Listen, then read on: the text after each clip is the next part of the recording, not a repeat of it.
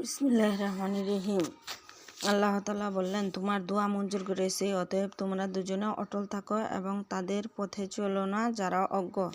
আর বনী ইসরায়েলদের আমি পার করে দিয়েছি নদী, তারপর তাদের পশ্চাৎপদ করেছে ফেরাউন ও তার সেনাবাহিনী দুরাচার ও বাড়াবাড়ির উদ্দেশ্যে। এমনকি যখন তারা ডুবতে আরম্ভ করল, তখন বলল, এবার বিশ্বাস করে নিচ্ছি যে কোনো মাবুদ নেই তাকে ছাড়া, যার উপর ঈমান এনেছে বনী ইসরায়েলরা। বস্তুত আমিও তারই অনুগতদের অন্তর্ভুক্ত।